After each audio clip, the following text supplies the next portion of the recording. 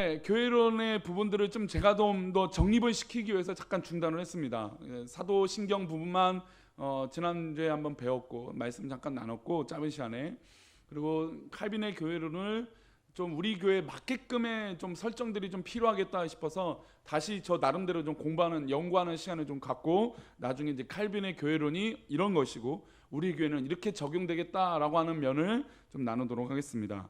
오늘은 이제 교회론, 이제 교리 6번째, 교회론에 관련된 6번째 시간으로 순결한 교회에 대해서 말씀을 나누고자 합니다. 교회는 순결한 곳일까요? 불결한 곳일까요?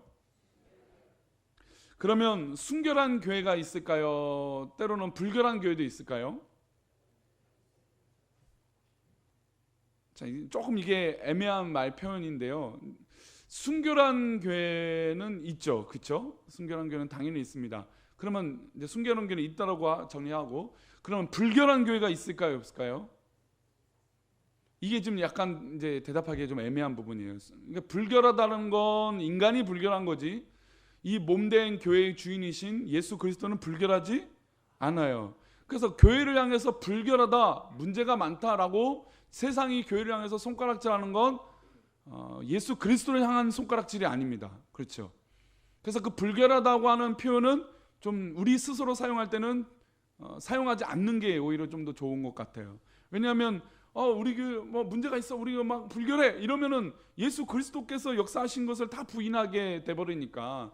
그래서 순결한 교회가 있고 덜 순결한 교회가 있다라고 보는 게 조금 더 좋은 표현 같습니다. 왜냐하면 이제 불결하다고 하면 이 몸이신 예수님을 완전히 부정하게 되어버리기 때문인 것이죠. 그만큼 이 몸된 교회를 세우신 예수 그리스도의 은혜를 우리는 정말로 집중적으로 고민하고 교회의 가치를 그렇게 두고 판단해야 되는 것입니다. 교회의 순결함은 도덕적인 면만 강조할까요? 도덕적인 면이 있죠. 인간이 하여다는 도덕적인 면만 강조가 될까요? 그렇지 않죠. 예수 그리스도가 뭐 도덕적으로도 완벽하게 우리 사람들에게 복음을 제시하셨지만 완전하신 하나님으로서도 우리에게 영향력을 보여주셨다면 도덕적인 면만 교회가 강조되는 것은 아닙니다. 예를 들어서 교회가 착한 일을 해야 되죠. 그럼 착한 일을 완벽하게 할 수 있을까요? 우리 성도님들은 착하게 살고 싶죠. 착하게 살고 싶은데 저도 착하게 살고 싶습니다. 착하게 사는데 완벽하게 착할 수 있을까요? 이게 되게 힘들어요. 왜냐하면 똑같은 행동도요, 이 사람이 이 행동을 바라보는 것과 저 사람이 이 행동을 바라보는 게 달라요. 그러니까 저가 똑같은 이 말을 하더라도 분명히 저는 하나님의 말씀을 준비하고 설교를 준비하고 뭐 누구를 치우치지 않아서 준비하려고 애써서 고민하지만 듣는 사람 따라서 아이고 목사님 저런 얘기를 꼭 나한테 하는 거 갖고 내 얘기를 하시네. 왜 내 얘기를 왜 저렇게 하고 계시지? 그렇게 들을 수도 있어요. 그렇죠? 이게 듣는 사람 입장에 따라서 또 보는 사람 입장에 따라서 이 도덕적으로 완성도가 높다는 건 쉬운 것은 아닙니다. 그렇게 본다면 교회는 도덕적인 교회가 되는 게 맞을까요? 물론 도덕적으로 깨끗한 교회가 되도록 노력해야 되지만 도덕적인 완벽함이 있을 수 있기는 어렵습니다. 왜냐하면 몸된 교회는 예수 그리스도가 중심이지만 그 안에 행동하는 건 누구입니까? 바로 우리들이잖아요. 그러니까 우리들이 행동하는 게 한계가 분명히 있다라는 것이죠. 연약함도 있고 부족함도 있고 분명히 또 잘할 때도 있지만 못할 때도 있다라는 것입니다. 그래서 이왕이면 우리 교회는 덜 순결한 교회보다 어떤 교회가 될까요? 순결한 교회가 되도록 노력해야겠죠. 그러면 순결한 교회는 어떤 교회일까요? 오늘 그 부분을 좀 고민해 보고자 합니다. 바울 사도는 자신과 함께 있는 교회들에게 이 복음을 전파했던 수많은 이 소아시아 교회들에게 편지를 쓰면서 칭찬과 책망을 하는 것을 볼 수 있습니다. 이게 즉 바울 사도가 개척하고 또 복음을 전파해서 그 이후에 순결한 교회들이 있는 반면에 덜 순결한 교회들이 있었다는 것이죠. 그러면 순결한 교회는 어떤 교회인지 먼저 보겠습니다. 오늘 본문의 주인공인 교회는 어떤 교회입니까? 빌립보 교회입니다. 우리 이제 23일에 우리 성경 퀴즈 대회 할 주인공인 교회입니다. 오늘 구절 가운데 제가 볼 때는 두 문제가 나옵니다.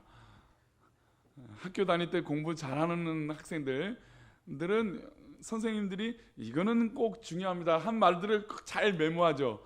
그래서 저는 이제 뭐 공부를 잘할 때도 있고 못할 때가 더 많았지만 꼭 선생님들이 그 얘기를 놓쳐요. 그래서 처음부터 끝까지 공부를 다 해요. 근데 공부 잘하는 사람들은 보면 뭐 공부 잘하는 게 뭐 인생에 성공한 건 아니지만 그래도 공부 잘한다라고 하는 측면을 볼 때 꼭 선생님들이 짚었던 그 부분만 공부하는데 성적이 잘 나와요. 불공평하죠. 우리는 처음부터 끝까지 다 공부하는데 성적은 안 나오고, 그 친구들은 딱 표시된 빨간 부분만 공부하고 성적이 잘 나오는 걸 볼 수 있습니다. 뭐 그 얘기를 하려고는 아닌데, 오늘 지금 빌립보 교회 얘기를 하면서 23일에 성경 시대 두 문제가 나옵니다. 최소 두 문제가 나와요, 제가 볼 땐. 자, 우리 빌립보서 1장 3절과 4절 말씀, 우리 두 구절 말씀 한번 보겠습니다. 읽습니다. 시작. 내가 너희를 생각할 때마다 나의 하나님께 감사하며 간구할 때마다 너희 무리를 위하여 기쁨으로 항상 간구하며. 자, 바울 사도가 빌립보 교회를 보고 평가를 하는데 지금 기쁘다고 말하고 있습니까? 슬프다고 말하고 있습니까? 기쁘고 감사하다라는 것을 고백하고 있어요. 그리고 이 바울 사도가 빌립보 교회를 생각하면서 간구, 즉 기도할 때마다 어떤 마음이 듭니까? 기쁨으로 그냥 내가 그냥 저절로. 우리가 신앙생활 하다 보면 어떤 성도들과 교제할 때 이런 마음이 돼 있어요. 어떤 분들은 그냥 절로 기도해주고 싶은 분들이 있어요.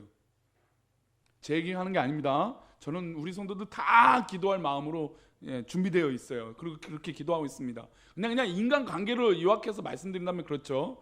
인간관계를 볼 때 내가 말하지 않아도 그냥 뭐 커피 사려면 내가 기꺼이 내 카드를 먼저 내주고 싶은 사람이 있어요. 그렇죠? 근데 어떤 분들을 만나면 내가 지갑을 먼저 꺼내야 될지 말아야 될지 약간 멈추게 만드는, 그래도 내가 카드를 먼저 내겠지만 멈추게 많은 분들이 있습니까, 없습니까? 이제 있다면 이제 변화되십시오. 이제 다 우리가 감사합니다. 있을 수 있어요. 이게 솔직한 마음이에요. 근데 이제 바울 사도는 빌립보 교회를 향해서 말할 때 주저한 마음이 조금도 없어요. 이 교회는 정말 기쁘다. 내가 이 교회를 기도할 때마다 그냥 감사가 넘친다라고 하는 교회가 바로 빌립보 교회입니다. 즉 순결한 교회라는 것이죠. 그래서 이 순결한 교회는 어떤 면에서 이렇게 순결한 면으로 바울 사도는 이 교회 정말, 이 빌립보 교회는 대단하다, 감사하다라고 평가하느냐? 바로 5절인데요. 우리 5절부터 8절인데 우리 5절 말씀 먼저 보겠습니다. 시작. 너희가 첫날부터 이제까지 복음을 위한 일에 참여하고 있기 때문이다. 그러니까 그 이유, 내가 감사하고 기뻐해야 되는 이유가 원인, 그 이유에 대해서 얘기하고 있습니다. 이 때문이다. 무슨 때문이냐? 너희가 첫날부터 이제까지, 즉 바울 사도를 만나고 지금 떨어져 있는 이 순간까지 복음을 위해서 그 일에 참여하고 있었기 때문이다. 그래서 내가 그러니까 바울 사도가 스스로 볼 때 빌립보 교회를 보고 너희들 정말 대단하다, 감사하다, 정말 최고다라고 하는 칭찬을 아낌없이 하고 있는 것입니다. 즉 순결한 교회는 어떤 일을 참여해야 됩니까? 복음에 위한 일을 참여해야 된다는 것입니다. 그런데 그 시한이 기록되어 있어요. 그 시한은 지금뿐입니까? 아니면 다음 주뿐입니까? 아니면 앞으로 몇 월 며칠만 그렇게 하는 것일까요? 아니에요. 이 복음의 시작은 처음부터 지금까지, 그리고 앞으로도 이 복음에 참여할 성도라는 것입니다. 가끔 성도님들 가운데 그런 고백이 있어요. 아니, 그것이 잘못됐다고 저는 말씀드리는 건 아닙니다. 옛날에는 내가 이렇게까지 전도했는데 지금은 왜 이렇게 식어졌는지 몰라요. 근데 이런 표현들을 상당히 많이 합니다. 그렇죠?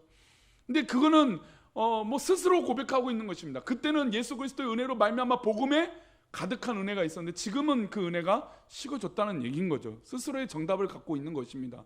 그래서 이제 마스크를 20개씩 가져가셔서 나만 건강해지는 게 아니라 이제 누구도 건강해져요. 주변에 있는 사람들도 미세먼지 마시지 못하도록 건강함으로 인도해 주는 거예요. 얼마나 좋아요, 그렇죠?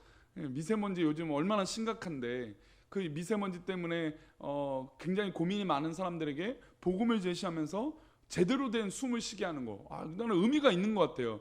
그러니까 부목사님이 마스크가 어떠냐고 말했을 때 좋다고 하는 게, 맨 처음에는 미세먼지라고 하는 측면도 생각했는데 이거를 자꾸 의미를 부여하니까 영적인 숨을 쉬겠다라는 거죠. 그렇죠? 별로 감동이 없으신가 봐요. 맨날 목사만 감동을 받아요. 왜?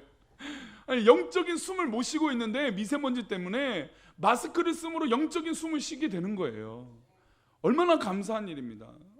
감사한 일입니까? 그래서 우리가 이 일에 복음에 참여할 수 있도록 활용을 잘 해주시길 바랍니다. 그러니까 이런 측면 때문에 바울 사도는 빌립보 교회가 너무너무 감사하고 기쁘다라고 평가하고 있습니다.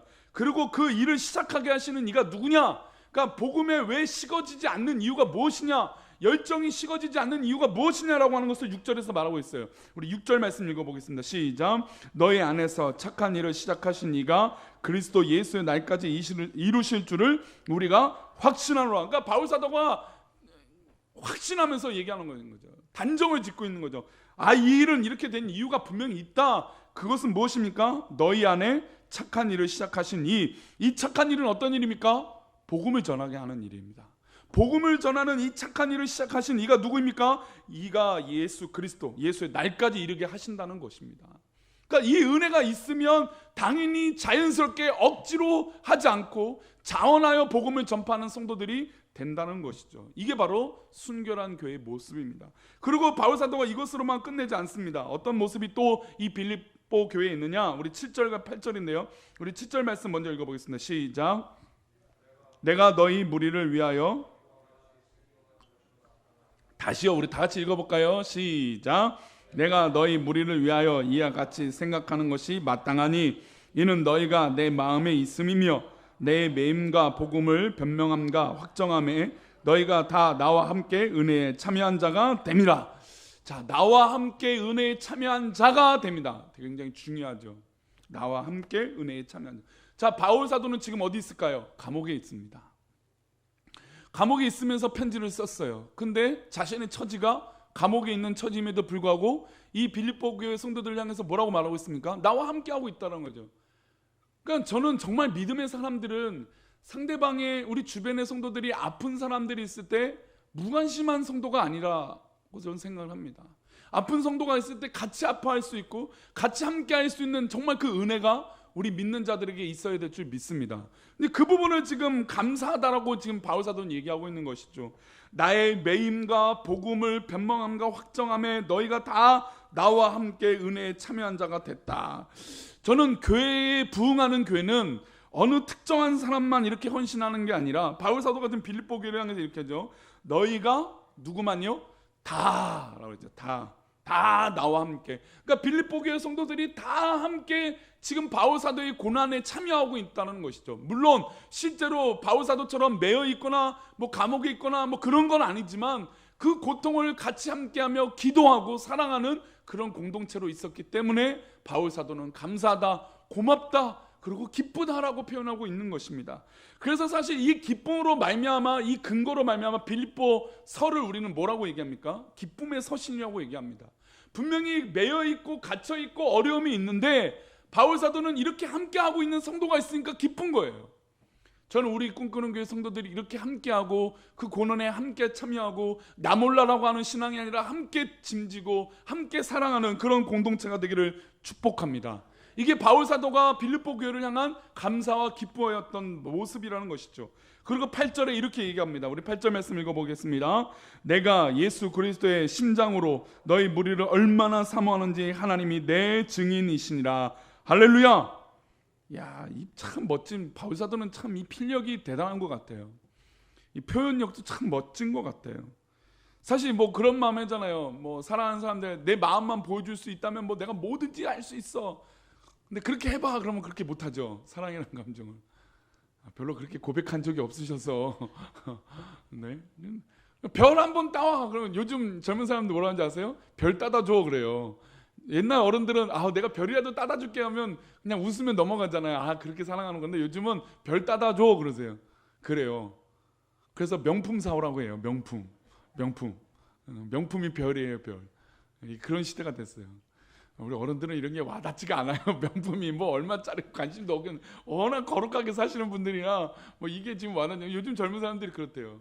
게다가 요즘은요 재밌는 게 최근에 뭐 세계에서 유명한 식당이나 커피숍이 들어오면 최소 몇 시간 기다리는 줄 아십니까? 한 2시간 기다리면 많이 기다릴까요? 죄송하지만 하루 전날 옵니다. 최소 하루 전날 와요. 하루 전날 그냥 밤새는 거예요. 그냥 휴대폰 하면서 밤새고 노는 거예요. 그리고 기다려요. 그리고 거기서 딱 뭐하냐, 나 여기 왔다라고 딱 사진 한 장 찍어요. 그런 시대가 바로 요즘 그런 시대예요. 그러니까 재미를 그런 쪽으로 본다는 것이죠. 근데 지금 바울 사도는 자신의 가장 기쁘고 좋은 것, 그리고 이 빌립보 교회를 생각할 때 예수 그리스도의 심장으로 내가 너희를 얼마나 사랑하는지, 진짜 교회가 그런 쪽으로는 좀 도전을 받아요. 왜냐하면 그 요즘 그 전 세계적으로 우리나라 그룹 아이돌 그룹이 대히트를 치는 그룹이 있어요. 우리 젊은 사람들 말고 한번 대답해 보세요. 어른들 어떤 그룹인지 아세요? 네, 방탄소년단이라고 하면 적어도 한 60대 이상. 이제 BTS라고 말하면은 이제 한 40대, 50대. 물론 뭐 그 차이 뭐 별로 없네요. 방탄소년단 그 영국에서 웸블리라고 하는 이 구장에서 이 뭐 콘서트를 하는데 뭐 한 달 전부터 뭐 와갖고 동네에 모이기 시작한답니다. 그리고 뭐 엊그저께 또 동네 거리 꽉 차갖고 보는 거예요. 그러니까 요즘 세대들은 그게 좋으면 올인하는 시대가 됐어요. 근데 교회가 저는 좀 안타깝지만 그런 올인할 수 있도록 인생에 비전을 제시해주지 못해서 이렇게 된 것은 아닌가라고 생각을 해요. 그래서 우리 교회가 오면 즐겁고 감사하고 행복하고 당연히 그런 것뿐만 아니라 우리 교회 오면 예수 그리스도의 심장이 뛰는 것을 경험하는 그런 놀라운 은혜가 우리 젊은 세대들에게 끼쳐지기를 축복합니다. 그래서 우리 어른들이 그저 그냥 이 자리를 지키고 있는 것 이것으로만, 이것도 굉장히 귀하고 감사한 일이지만 우리가 이것으로만 그치는 것이 아니라 예수 그리스도의 심장으로 내가 뛰고 있다, 그 은혜가 나에게 있다, 그리고 그 은혜가 우리 자녀들에게 있고 우리 젊은 세대에 있고 우리 온 교회의 세대에 어울려서 예수 그리스도의 뛰는 심장이 우리 가운데 있기를 축복합니다. 바울 사도가 그런 멋진 표현이 있는 것 같아요. 내가 당신들을 생각할 때마다 내가 얼마나 당신들을 생각하는 것인지 예수 그리스도의 심장으로 내가 고백하면 고백하고 싶다. 사모하는지 내가 그것이 되고 싶다. 아니 하나님이 내 증인이다 라고 말하는 것처럼 우리가 진짜 그렇게 사랑하는 공동체가 되기를 축복합니다. 바울 사도는 빌립보 교회를 향하여 두 가지 좀 측면을 얘기한 거예요. 하나는 복음을 위해 참여한 교회가 순결한 교회고, 두 번째로 나와 함께하는 교회가 바로 순결한 교회다라고 얘기하고 있습니다. 또 한 교회를 한번 얘기해 보겠습니다. 우리 데살로니가 교회를 이 바울 사도가 참 너희들을 참 감사하다라고 표현했던 교회인데요. 우리 데살로니가 전서 1장 2절입니다. 한번 읽어보겠습니다. 시작. 우리가 너희 모두로 말미암아 항상 하나님께 감사하며 기도할 때 너희를 기억함은. 자, 바울 사도가 데살로니가 교회를 생각하는데 너희 모두로 참 게, 그래서 제가 교회의 부흥은 어떤 특정한 사람만, 특정한 부류만 열심히 하는 게 아니라는 것이죠. 지금 빌립보 교회도 모든 성도들이 다 은혜에 참여한 자, 복음에 참여한 자, 나와 함께하는 자라고 다라고 편성했잖아요. 근데 데살로니가 교회도 어떻습니까? 우리가 너희 모두로 말미암아. 그러니까 데살로니가 교회 성도들 모두를 향해서 내가 감사한 마음을 느낄 수 있도록 성도들이 함께 움직이고 있었다라는 것입니다. 저는 우리 교회 표어가 지금 올 한 해 2019년 표어가 하나님이 나와 함께 하십니다 라고 하는 표현은 저는 이 단수적인 표현도 있지만 복수적인 우리 교회라고 하는 측면도 저는 크다라고 봅니다. 그러면 나와도 함께 하시지만 누구도 함께 하십니까? 옆에 있는 성도들도 함께 하시죠. 그럼 뒤에 있는 성도들은 아닙니까? 뒤에 있는 성도들도 하나님 함께 하세요. 앞뒤 좌우 우리 모든 성도들과 하나님 어떻게 하실까요? 함께 하시는 것이죠. 그러니까 공동체성이 굉장히 강조되는 단어가 바로 저는 함께라고 하는 단어라는 것이죠. 그러면 교회가 부흥하고 성장하고 헌신하고 수고하는데 맨날 수고하고 땀만 흘리는 사람만 해서는 안 되는 것입니다. 그래서 저는 적어도 오후 예배 오신 분들은 자원하고 서원하고 기뻐함으로 하나님 앞에 쓰임 받았으면 좋겠어요. 내가 물론 대단한 거 뭐 큰일 하기 어려울 수도 있어요. 뭐 큰일이라는 게 기준이 어떻게 될지 모르겠지만 우리가 생각할 때 그랬잖아요. 저거 좀 부담스러워. 그런 거 말고요. 내가 할 수 있는 소소한 것이라도 하나님 앞에 쓰임 받을 때 하나님 기뻐하여 주실 줄 믿습니다. 근데 데살로니가 교회를 이 바울 사도가 생각할 때 우리가 너희 모두로 말미암아 항상 하나님께 감사. 그러니까 이 교회는 좀 더 특별했던 것 같아요. 항상이라고 하는 단어를 썼어요. 데살로니가 교회를 생각하면 항상 기쁘고 감사한 것이죠. 그리고 기도할 때 너희를 기억하는 것이 있다고 했습니다. 기억한다는 거 뭘까요? 우리 1장 3절입니다. 데살로니가 전서 1장 3절입니다. 시작. 너희의 믿음의 역사와 사랑의 수고와 우리 주 예수 그리스도에 대한 소망의 인내를 우리 하나님 아버지 앞에서 끊임없이 기억함이니. 자, 바울 사도가 1장 2절에도 기억한다라고 하는 단어를 썼고 1장 3절에서도 기억한다라고 하는 단어를 썼습니다. 그렇죠? 근데 이 기억한다라고 하는 단어는 계속해서 반복함으로 강조를 하고 있는 것이죠. 너희들은 이런 면에서 정말 대단하다, 이런 면에서 정말 멋지다 라고 하는 면이 3절이에요. 너의 믿음의 역사. 자, 그러면 믿음이면 믿음인데 왜 믿음의 역사일까요? 성도님들 저를 보십시오. 한번 보세요. 단어를 보셨잖아요. 저 눈 안 맞으시려고 괜히 화면을 더 보시지 마시고 저를 한번 보세요. 자, 믿음이면 믿음인데 왜 믿음의 역사라고 할까요? 아니, 믿음의 역사라고 하잖아요. 믿음이잖아요. 원래 우리는 믿음이 있으세요. 믿음이 충만하세요. 믿음이 있기를 바랍니다.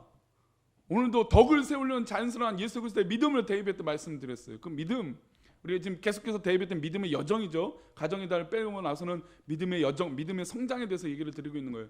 본이 되는 믿음. 자, 그러면 그냥 믿으면 믿음인데 믿음의 역사는 왜 나올까요? 믿음의 역사는 당연하다는 거예요. 아니, 믿음이 있으면 역사가 일어나야죠. 진짜 예수 그리스도를 믿으면 그에 대한 증거가 보여져야 되죠. 믿음이 있다면 그에 따른 삶의 모습들이 보여지는 게, 그래서 역사라고 하는 단어가 이어서서 나오는 거예요. 목사에 대한 기대를 하십니다. 그렇죠? 목사도 믿음이 있다라고 하죠. 저에 대해서도 그런 기대를 할 거예요. 그러면 제가 믿음이 있다라고 하면 그 말에 따른 저에 대한 행동의 모습들이, 결과들이 나와야 됩니까? 안 나와야 됩니까? 나와야 되죠. 그것을 역사라고 하는 단어로 쓰고 있다는 것입니다. 또 이 다른 면을 또 추가할 수도 있어요. 역사는 영어로 뭡니까? 히스토리예요. 이야기죠. 이야기죠. 그러면 믿음이란 믿음의 이야기들이 우리 성도들 가운데 보여져야 됩니다. 그럼 성도들은 믿음의 이야기가 무엇이 있으십니까? 할 이야기 있으십니까? 믿음의 이야기, 어떤 스토리를 써내려고 하고 있습니까? 요즘은 그 이제 스토리텔링이라고 해서, 이게 저도 이제 성경을 가지고 웬만하면 이제 한 구절을 갖고 이것은 딱딱하게 요거는 요거다 이렇게 말씀드리기보다는 요 안에 흐르고 있는 이 내용들이, 또 의도들을 얘기해 드립니다. 그러니까 왜 그렇게 하냐면 스토리가 있다라는 거죠. 그래서 저는 아마 제 설교를 이제 계속 익숙하게 들어보시면 아시겠지만, 뭐 1, 2, 3 뭐 그렇게도 설교할 때가 있을 거예요. 그렇게 할 때도 있겠지만 웬만하면 한 문장으로 쭉 갑니다. 한 단락으로 이 이야기가 이어져 가고 있는 이야기입니다. 이거 구약의 이야기뿐만 아니라 신약의 이야기도 그렇게 흘러가고 있습니다라고 강조하려고 애를 써요. 그러니까 왜 그런 설교를 좋아하냐면 저도 이야기를 좋아해요. 스토리를 이야기하는 게 좋아요. 그러니까 스토리가 이야기된다는 건 뭐 얻을 수 있냐면 공감이 돼요. 공감. 아, 저런 이야기를 갖고 있구나. 저분은 저런 신앙의 이야기를 갖고 있구나. 아, 그래서 이거를 우리는 다른 말로 뭐라고 합니까? 간증이라고 하죠. 간증. 간증은 그분의 이야기예요. 그분의 스토리죠. 그분의 신앙의 이야기입니다. 즉 믿음은 역사가 당연히 따라오는 것입니다. 믿음이 있다면 역사가 일어나는 것이고, 믿음이 있다면 그 안에 이야기가 있어야 돼요. 근데 믿음이 있는데 기도는 하는데 이야기가 없다? 들려줄 이야기가 없다? 이건 좀 아이러니한 거죠. 그래서 바울 사도는 이 데살로니가 교회를 보고, 야, 너희 믿음의 역사가 있다라고 얘기합니다. 그 다음에 또 어떤 게 있다고 얘기합니까? 사랑의 수고. 이게 참 멋진 표현이에요. 이것도. 사랑은 그냥 사랑입니까? 사랑에 대한 헌신이 있어야 되죠. 별을 따려면 얼마나 힘들까요? 그렇죠? 그에 따른 수고를 보겠다는 겁니다. 별을 못 딸지라도, 그렇죠? 그만큼 수고하고 열심히 하는 모습이 있어야 되잖아요. 그런 게 바로 사랑에 대한 결과물이에요. 사랑한다면 수고해야죠. 사랑한다면 양보해야죠. 사랑한다면 헌신해야죠. 사랑한다면 이해해줘야죠. 사랑한다면 내 편이 되어줘야 되는 거예요. 근데 그게 쉽습니까? 나도 옳고 나도 맞는데. 근데 그거에 따른 수고와 헌신이 이 사랑 가운데 따라간다는 것입니다. 그리고 또 무슨 얘기를 합니까? 우리 주 예수 그리스도에 대한 소망의 인내를 우리 하나님 아버지 앞에서 끊임없이 기억한다. 야, 예수 그리스도를 믿는 그 인내가 소망의 인내. 자, 그러면 이 얘기만 한번, 오늘 이 부분이 참, 이 데살로니가 이 구절이 너무 멋있어서 여기서 오래 가는데, 소망의 인내는 왜 소망의 인내일까요? 이것도 어렵지 않습니다. 만약에 우리가 꿈꾸는 교회, 우리 꿈을 꾸고 있어요. 꿈을 꾸는데 당장 이루어질까요? 꿈은 당장 이루어지지 않습니다. 앞으로 이루어질 거에 대한 기대를 하는 거예요. 그런데 그 목표와 기대를 생각할 때, 현실적으로 우리 교회가 건축을 하면, 건축이 소망이잖아요. 소망이 있는데 이거를 달성하기 위해서 어떻게 됐습니까? 인내의 시간들이 필요한 거죠. 그냥 뭐 당연히 다 됩니까? 그냥 쉽게 되는 게 아니잖아요. 그에 따른 과정이 필요한 거죠. 그래서 소망을 꿈꾼다면, 뭐 꿈을 갖는다면 그에 따른 인내의 수고를 해야 됩니다. 근데 죄송합니다. 우리 젊은 세대들, 자꾸 젊은 세대라고 하니까 자꾸 뭔가 문제가 있는 거예요. 우리 교회 젊은이들은 문제가 하나도 없어서 너무나 감사합니다. 아멘. 너무 예쁘고 감사해서 얼마나 좋아요. 그렇죠? 근데 이제 교회 안 다니는 젊은 세대들 말하는 거예요. 그 젊은 세대들은 어떻게 해요? 일확천금을 바래요. 요즘 얼마나 일확천금을 바라는지 몰라요. 얼마 작년 전만 해도 그 소위 말하는 비트코인 가상화폐라고 하는 것이 굉장히 뭐 버블적으로 막 일어났어요. 제가 아는 은퇴하신 목사님도 그 비트코인에 투자를 하신 분이 있더라고요. 아이고 내가 진짜 너무 내가 웃겨갖고 참. 근데 이게 왜냐면 한 방에 돈을 버는 게 이게 혹하거든요. 그냥 정당한 투자를 제가 뭐라고 하는 게 아닙니다. 투자할 수 있어요. 사회적인 뭐 현상으로 투자도 하고 하면 됩니다. 근데 그게 만약에 도박처럼 이루어지는 것은 절대로 안 된다는 것이죠. 근데 요즘 젊은 사람들이 일확천금을 얻어서 나도 뭐 매덕되는 차를 볼 거야. 뭐 그런 꿈을 간단 말이에요. 물론 그게 뭐 그런 거 한다고 해서 잘못된 건 아니죠. 뭐 그렇죠. 자기가 돈 만큼 쓴다는 거, 그러니까 순환이 되는 건 돈을 써야 또 순환이 되니까. 뭐 그런 면을 제가 부정하는 건 아닙니다. 근데 마치 그게 전부인 것처럼, 그게 마치 예수 그리스도인 것처럼 모든 것을 빼앗기 버리는 마음의 자세는 안 된다는 것이죠. 그래서 소망에 뭘 해야 됩니까? 인내를 해야 돼요. 인내. 그리고 우리 하나님 아버지 앞에서 끊임없이 이 부분을 바울 사도는 기억하고 있다는 것입니다. 그리고 이 바울 사도가 데살로니가 교회를 보니까 어떤 마음을 또 느끼냐면 우리 4절 말씀 보겠습니다. 4절 데살로니가 1장 4절입니다. 시작. 하나님의 사랑하심을 받은 형제들아 너희를 택하심으로 아노라. 우리 모두는 하나님의 사랑을 받은 택하심을 받은 성도들이다 라고 하는 모습도 봤다라는 겁니다. 야, 너희들을 보니까 하나님 택하셨구나 라는 것을 이 바울 사도가 알았다는 것이죠. 즉 순결한 교회는 예수 그리스도께서 선택하여 주신 것을 보여주는 교회가 순결한 교회인 거예요. 아니 세상이 왜 교회를 향해서 욕합니까? 그것은 당연한 거예요. 교회를 향해서 욕하는 건 예수 그리스도의 모습이 없기 때문에 욕하는 것입니다. 그래서 우리는 계속해서 각성해야 돼요. 그리고 계속해서 겸비해야 돼요. 아, 우리 교회는 예수 그리스도가 우리 교회 가운데 드러나도록 우리는 힘써야 될 줄 믿습니다. 우리가 지금 잘하는 것들이 많아요. 그렇습니다. 잘하고 계세요. 근데 더불어서 우리가 교회 가운데 또 외부 가운데 드러날 것은 진짜 예배, 진짜 예수 그리스도 그 은혜가 우리 삶 가운데 드러나야 된다는 것입니다. 그래야 되지 않겠습니까? 그 모습을 알게 됐다는 것입니다. 그리고 또 한 가지 봤다는 것이 있어요. 우리 데살로니가 1장 전서 1장 5절 6절인데 5절 말씀 먼저 보겠습니다. 시작. 이는 우리 복음이 너희에게 말로만 이른 것이 아니라 또한 능력과 성령과 큰 확신으로 된 것임이라. 우리가 너희 가운데서 너희를 위하여 어떤 사람이 된 것은 너희가 아는 바와 같으니라. 자, 어떤 사람이 되었습니다. 어떤 사람, 즉 순결한 성도가 됐다는 것입니다. 그 순결한 성도는 어떻게 되느냐? 1장 6절입니다. 읽어봅니다. 시작.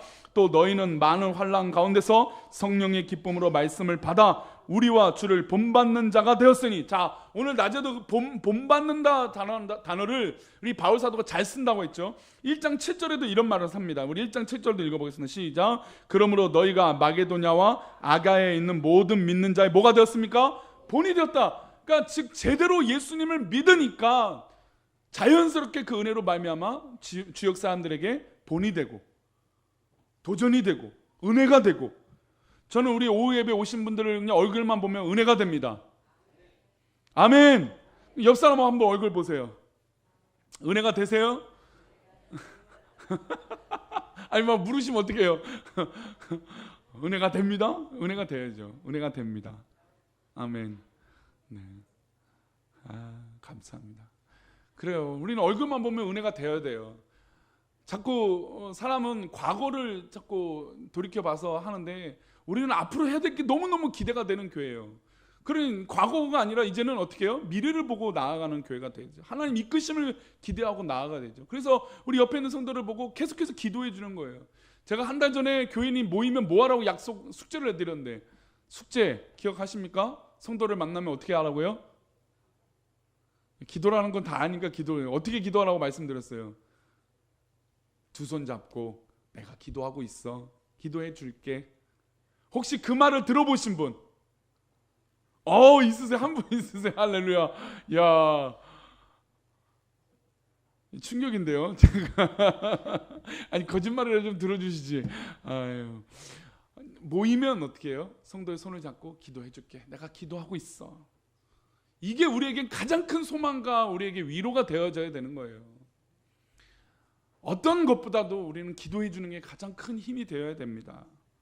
그래서 바울 사도는 믿는 자의 너희가 본이 됐다. 너무 멋지다. 너무 잘했다. 근데 그 모든 것은 예수 그리스도로 말미암아 너희가 많은 환난 가운데서 성령의 기쁨으로 말씀을 받아서 그런 거예요. 그러니까 말씀을 받아들여야 되죠. 은혜를 받아들여야 되죠. 성령의 임재를 경험해야 되죠. 그래야 믿는 자의 본이 될 수 있다라는 것입니다. 세상 사람들에게 본이 될 수 있다라는 것이죠. 말씀 맺겠습니다. 원래는 이제 덜 순결한 교회 이야기도 해야 되는데 시간이 좀 가서 순결한 교회 두 교회만 말씀을 드렸습니다. 빌립보 교회와 데살로니가 교회. 우리 성도님들, 우리는 좀 그 고민을 좀 많이 할 필요가 있어요. 우리 교회가 순결한 교회인가? 덜 순결한 교회인가? 제가 말씀드리는 오늘 부분은 도덕적인 면이 아닙니다. 우리가 정말로 예수 그리스도의 은혜로 말미암아 그 말씀을 잘 붙잡고 있는, 그래서 복음에 참여한 자가 되고 있는지, 정말 또 믿음의 역사와 사랑의 수고와 우리 주 예수 그리스도에 대한 소망의 인내를 하고 있는 교회인지, 그래서 순결한 교회인지, 아니면 덜 순결한 인간의 모습과 인간의 냄새만 나는 그런 교회가 되고 있는 것은 아닌지 우리 한번 돌이켜 볼 필요가 있습니다. 성도님들 어떠세요? 순결한 교회십니까? 한번 따라할까요? 나부터 순결한 성도가 되자. 순결한 성도는 도덕적으로도 물론 그 모습도 우리는 잘 보여져야 되겠지만, 순결한 성도들은 내 안에 예수 그리스도가 정말 가득해져야 됩니다. 그러면 세상이 알 수 없는 그런 놀라운 본의 역사, 모범이 되는 역사, 나와 같이 되기를 원하노라라고 하는 이 바울 사도의 당당한 그 표현처럼 우리 사랑하는 성도들도 우리 자녀들에게 또 우리 주변 사람들에게 그렇게 인정받는 우리 귀한 지체들이 되시기를 간절히 축복합니다. 아멘. 우리 이 시간 힘차게 박수치며 우리 예수 사랑하심은 예수 이름의 온 땅에 우리 힘차게 박수치며 찬양하겠습니다.